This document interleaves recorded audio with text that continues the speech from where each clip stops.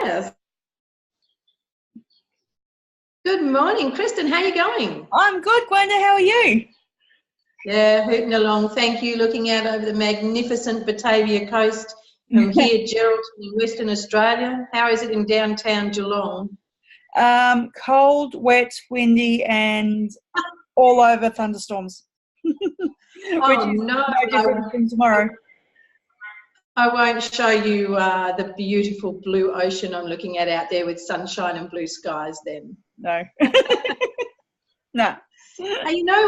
We've had a few chats around having dogs and having pets, but particularly dogs, and both of us are great fans of Rottweilers, right? You have your magnificent Rosie, and I've had my few Rotties, and then a Staffy Cross Rottie, absolutely awesome dogs. I was watching some people with puppies walking around the parks and just noticing them in the neighbourhood. And I likened the way that a puppy is to how a human baby is. Yes. And really, when I had my dogs and they were puppies, the only one that wasn't was my beautiful rescue dog, Millie.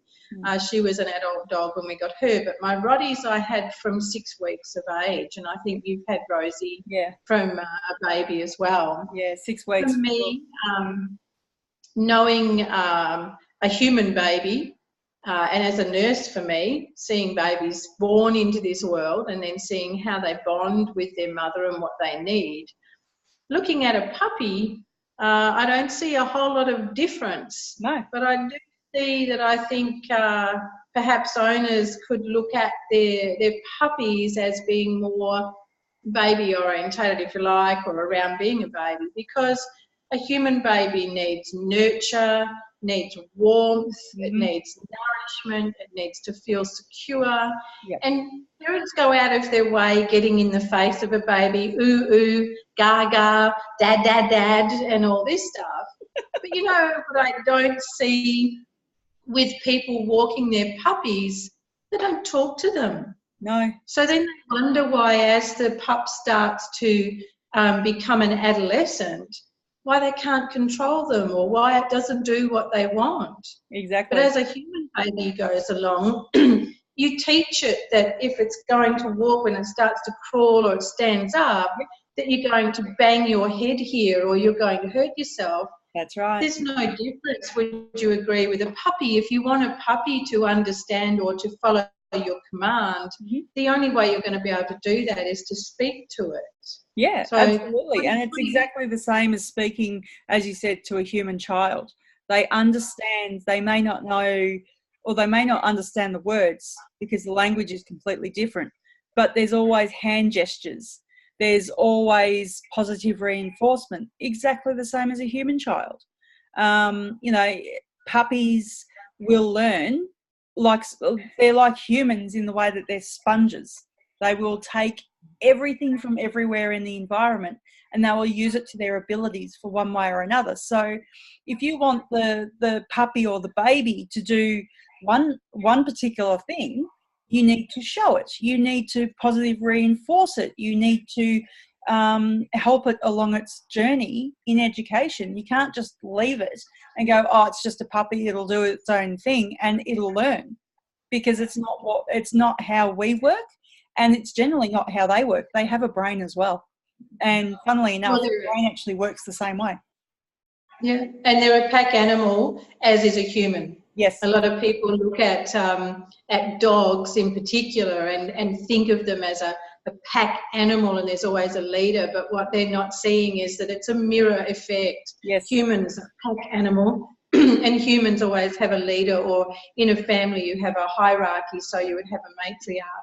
Exactly. There's no difference between a human family and a dog family. Yep. And the fact that you bring a dog into your human family, it then feels that it's back in a pack. It's back in a family pack. And the thing that I see with people with their puppies as well is they think they only need to be fed horrible dried biscuits, or they only need to be fed once a day.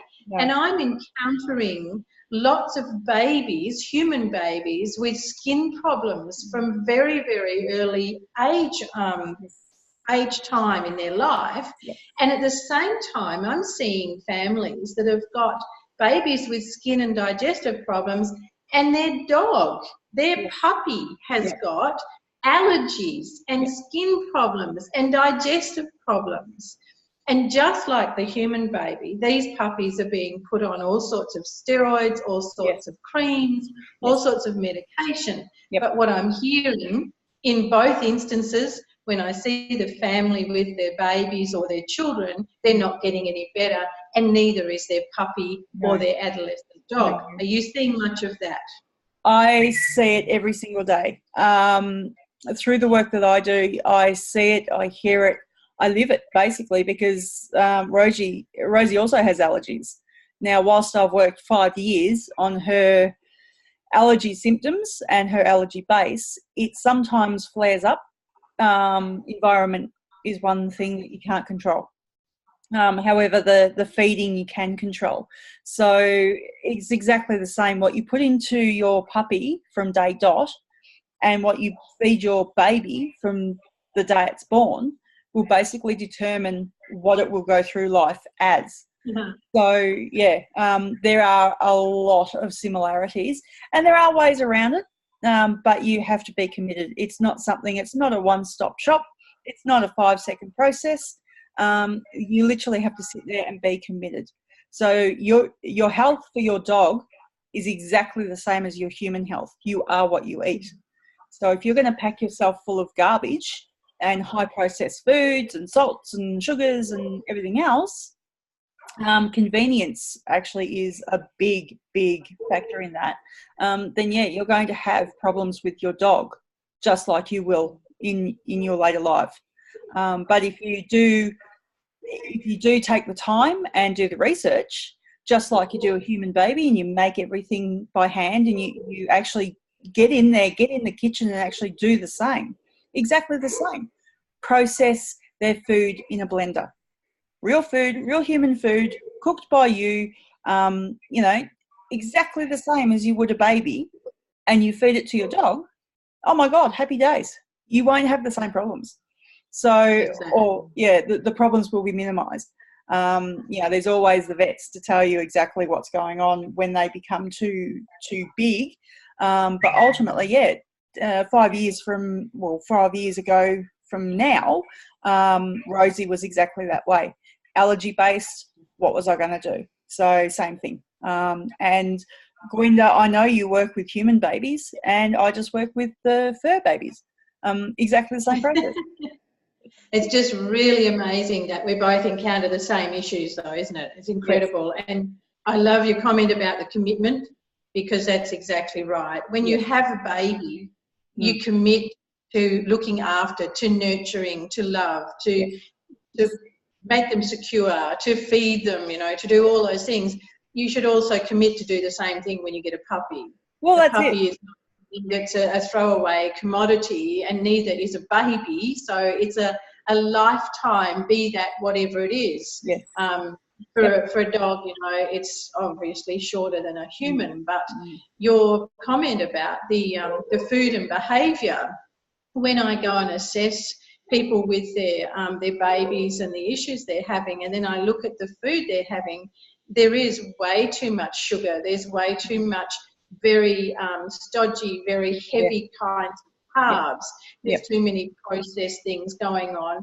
And what a lot of new mums aren't being told now is the importance of what they're actually eating when they're pregnant and when they're breastfeeding, because all of that goes straight through to baby. So when we go across to a puppy, same.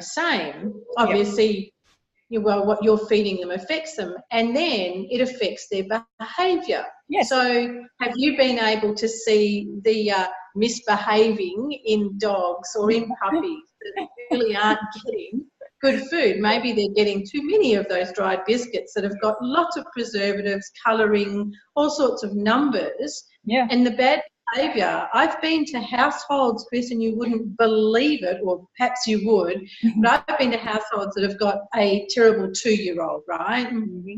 And the mother cannot manage the terrible 2-year-old. And at the same time, they've got a puppy that is probably in human years the same as the 2-year-old, and oh my goodness me, the Yeah. behaviour between two. But, you know, it comes back to the discipline. There's no discipline.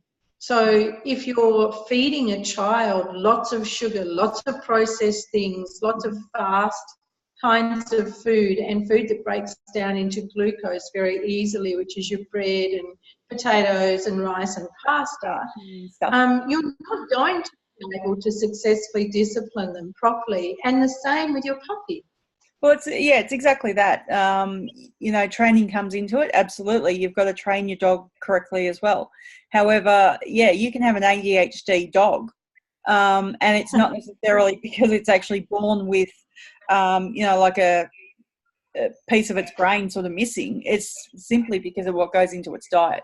Hyperactivity is exactly the same. So sugar, salts, fats, you name it, starchy foods, they all start taking their tolls. And yes, you will start to see it in its behaviour first and foremost.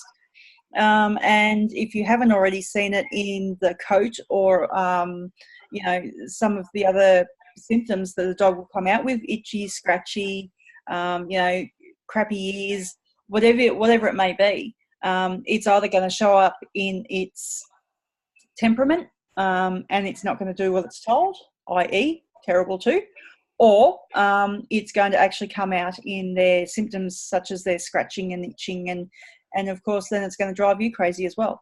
So yeah, exactly the same. You have a baby because you want a baby, you have a dog because you want a dog.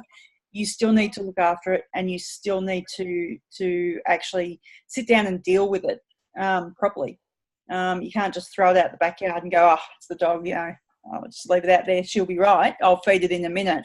No, it's part of your family. And that's basically, yeah, a lot of the concerns that people come up with is food-based concerns, but they don't realise that it's actually a snowball effect to what you will see later in life as well. So, yeah. And even teething. Puppies teeth the same as human babies teeth, don't they? They have a second set, and if you're not giving the puppy the right things to help their gums and help their teeth come through, you would give a baby rusk, you would give a baby a piece of firm fruit or a carrot to help them with their teeth, and you also give them things to soothe their gums. Same thing for a puppy. So the correlation between a baby, a human baby, and a puppy is just amazing. And when it comes to wellness, looking after them from the gut and being able to make sure that their gut is healthy, strong, resilient is exactly the same for both. Exactly. Yep. So if you're going to have, you know, if you're going to have children in your life, highly recommended you get them both out of the way at the same time.